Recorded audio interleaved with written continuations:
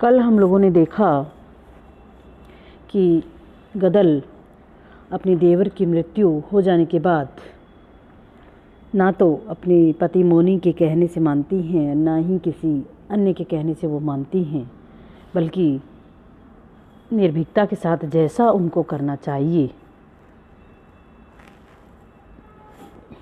वो वैसा करने का प्रयास करती हैं। और इसीलिए वो कहती हैं कि मैं उसका जो है काज करूँगी, चाहे भले ही कोई भी कानून, कोई भी मेरे इसमें आड़े नहीं आ सकता।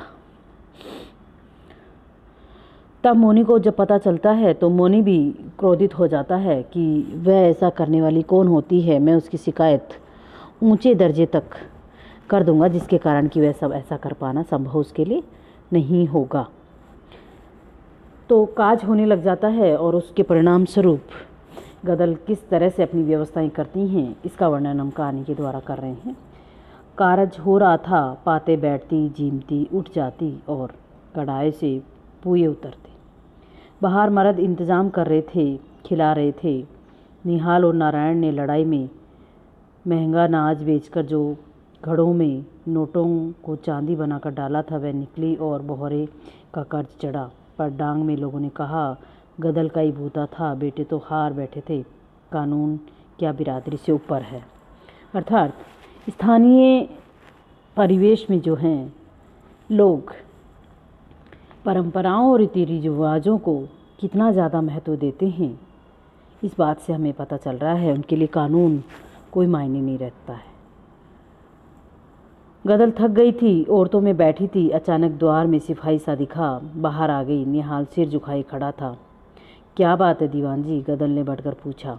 स्त्री का बढ़कर पूछना देख दीवान सक पका गया। अर्थात एक स्त्री की इतनी कार्यशीलता को देखकर वह एकदम से सक पका गया था।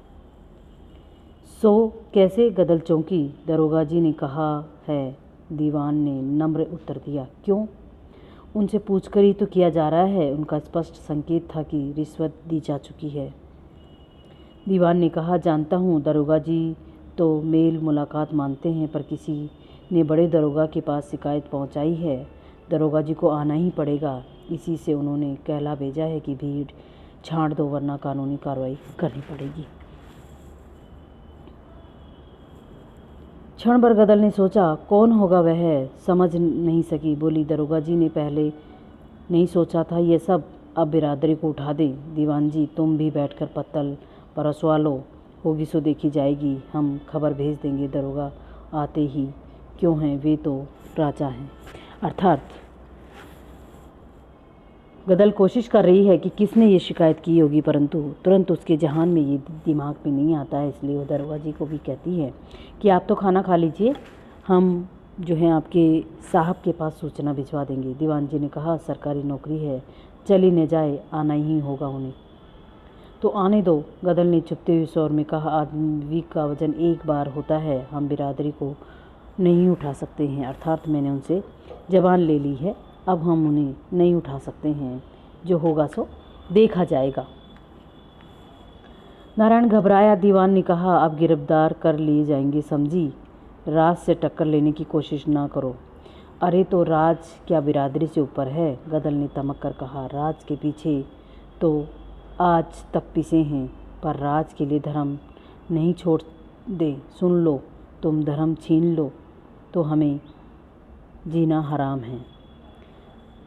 अर्थात वो कहती है कि राज से तो आजकल हमने क्या प्राप्त कर लिया, वो ये समझते हैं, क्योंकि उनका ग्रामीण परिवेश होने के कारण उनके लिए राज या व्यवस्थाएं यहाँ नहीं आती हैं। उनके लिए तो जो स्थानीय जो लोग हैं, जो स्थानीय पंचायत है, स्थानीय लोगों में जो सम्मान है, उसी को वो सब कुछ मानती हैं। गदल पाँव धमके से धरती चली गई। 3 पातें और उठ गई। अंतिम पात थी। निहाल ने अंधेरे में देखकर कहा, नारायण जल्दी कर, 1 पात बची है न? गदल ने छप्पर की छाया में से कहा। निहाल गया। गदल डरता है? गदल ने पूछा। सूखे होठों पर जीभ फेरकर उसने कहा, नहीं, मेरी कोख की लाज रखनी होगी तुझे। गदल ने कहा, तेरे काका ने तुमको बेटा समझकर अपना दूसरा ब्याह नामंजूर कर दिया था, याद रखना, उसकी और कोई नहीं है। अर्थात वह अपने पुत्रों को अपने काका की कर्तव्यपरायणता का जो उन्होंने पाठ पढ़ाया था उसको याद दिलाती है और कहती है कि तुम्हारे काका तुम्हारे लिए सब कुछ थे, उन्होंने अपनी दूसरी शादी भी तुम्हारे लिए नहीं की थी। निहाल ने सिर झुका लिया। भागा हुआ एक लड़का आया। दादी दादी, वह चिल्लाया। क्या है रे? गदर ने सशंक होकर देखा। पुलिस हथियार बंद होकर आ रही है। निहाल ने गदर की ओर रहस्य भरी दृष्टि से देखा। गदर ने कहा, पाठ उठने में ज़्यादा देर नहीं है, लेकिन वे कब मानेंगे? उन्हें रोकना होगा। उनके पास बंदूकें हैं। बंदूकें हमारे पास भी हैं निहाल, गदर ने कहा। डाग में बंदूक की क्या कमी? पर हम फिर क्या खाएंगे? जो भगवान देगा। बाहर पुलिस की गाड़ी का भोंपू बजा। निहाल आगे बढ़ा। दरोगा ने उतरकर कहा, यहाँ दावत हो रही है। निहाल भौचक्का रह गया। जिस आदमी ने रिश्वत ली थी अब वह पहचान भी नहीं रहा था। हाँ, हो रही है, उसने क्रुद्ध स्वर में कहा। 25 आदमी से ऊपर हैं, गिनकर हम नहीं खिलाते दरोगा जी, मगर तुम कानून तो नहीं तोड़ सकते। कानून का राज कल है, मगर बिरादरी का कानून सदा का है। हमें राज से नहीं लेना, बिरादरी से काम है। तो मैं गिरफ्तार करूँगा, गदल ने पुकारा। निहाल भीतर गया। गदल ने कहा, पंगत ख़त्म होने तक उन्हें रोकना ही होगा, फिर सबको पीछे से निकाल देंगे। अगर कोई पकड़ा गया तो बिरादरी क्या कहेगी? पर ये वैसे न रुकेंगे, गोली चलाएंगे। तू न डर। छत पर नारायण 4 आदमियों के साथ बंदूक लिए बैठा है। निहाल कांप उठा। उसने घबराए हुए स्वर में समझने की कोशिश की। हमारी टोपीदार है, उनके रफेल हैं, अर्थात उनकी। हमारी तो एक ही बंदूक वाली है। कुछ भी हो, पंगत उतर जाएगी और फिर तुम सब भागना। हठात लालटेन बुझ गई। धाएं धाएं की आवाज़ आई। गोलियां अंधकार में चलने लगी। गदल ने चिल्लाकर कहा, सौगंध है, खाकर उठना। पर सबको जल्दी की फिक्र थी। बाहर धाए धाए हो रही थी। कोई चिल्लाकर गिरा।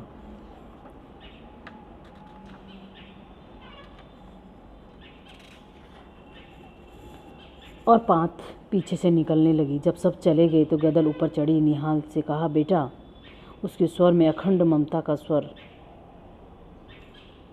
सुनकर निहाल के रोंगटे उस हलचल में खड़े हो गए, इससे पहले कि वह उत्तर दे। गदल ने कहा, तुम्हें मेरी कोख की सौगंध है, नारायण को और बहू। बच्चों को लेकर निकल जा पीछे से। और तू, मेरी फिक्र छोड़।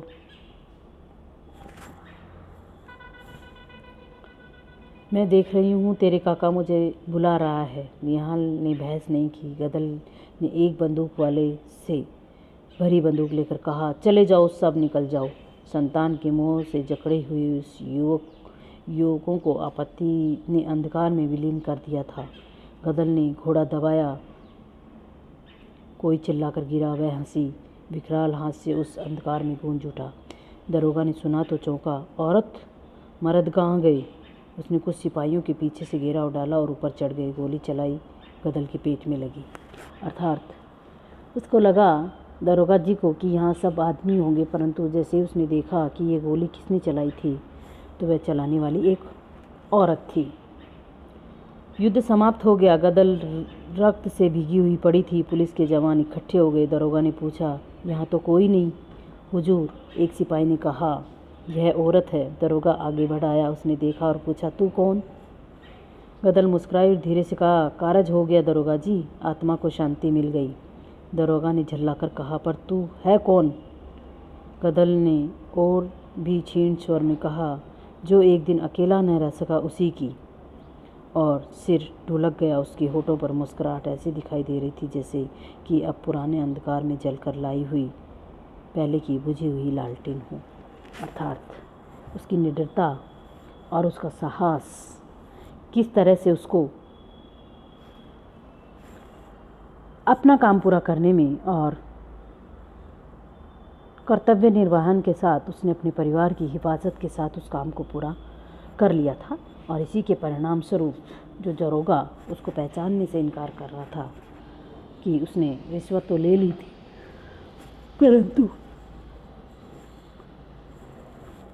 फिर भी वह अपने अनुसार अपने कार्यों का उस तरह से निर्वहन करना जिस तरह से एक व्यक्ति समाज में एक आदर्श के रूप में हमारे सामने स्थापित करता है कि हर कोई औरत ऐसी कठिन परिस्थितियों का सामना नहीं कर सकती, तो यहाँ रांगे राघव ने उस ग्रामीण परिवेश को हमारे सामने सजीव और सचित्र के साथ प्रस्तुत करने की कोशिश करी है, जो कि घटनाएं गाँव में अक्सर देखी जाती हैं और औरतों को जहाँ कमज़ोर समझा जाता है, जहाँ उनका कोई स्वाभिमान नज़र नहीं आता है, जहाँ स्त्री जाति की कोई बात नहीं सुनी जाती है। और उस ग्रामीण परिवेश की बात कर रहे हैं जहाँ पर एक औरत अनपढ़ होते हुए भी अपने मार्ग और सही मार्ग का किस तरह से निर्वहन करती है, किस तरह से वह उस मार्ग पर चलती है और अपने आत्मसम्मान और गरिमा के लिए वह अपने संपूर्ण जीवन में स्वतंत्र रहते हुए अपने जीवन का निर्वहन करती है। यही इस कहानी का मूल उद्देश्य है। इसके साथ साथ लेखक ने उस ग्रामीण परिवेश की संस्कृति, उस ग्रामीण परिवार के रीति रिवाजों को हमारे सामने रखा है कि ग्रामीण परिवेश के लोग अपने रीति रिवाजों और परंपराओं में कितना विश्वास करते हैं। उन्हें शासन या राज का कोई डर नहीं है, उन्हें पुलिस का भय नहीं है, परंतु वो तो अपने ही लोगों के बीच जो कार्य होते हैं उनका ही निर्वहन करना जानते हैं। क्यों? क्योंकि संपूर्ण जीवन उन्होंने उस परिवेश में जिया है। तो कोई भी व्यक्ति एकदम से कोई बदलाव या उस शासन की भाषा को नहीं समझ पाता है। आज भी शायद ऐसे उदाहरण मिल जाते हैं जहाँ लोग रीति रिवाजों और अपनी परंपराओं का निर्वहन करने में ज़्यादा विश्वास रखते हैं, परंतु यहाँ गज़ल के माध्यम से एक सशक्त स्त्री का रूप जो हमारे सामने प्रस्तुत हुआ है वो भी अपने आप में महत्वपूर्ण है। और जहाँ पर स्त्रियों की बात ना सुन करके और उनकी बात को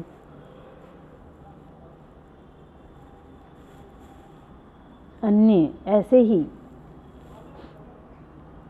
महत्व नहीं दिया जाता, तो वहाँ पर ये कहानी हमारे सामने एक आदर्श प्रस्तुत करती है और स्त्री को भी अपनी आत्मसम्मान और अपने मन के अनुसार और सही मार्ग का चयन कर लेने में किसी भी प्रकार का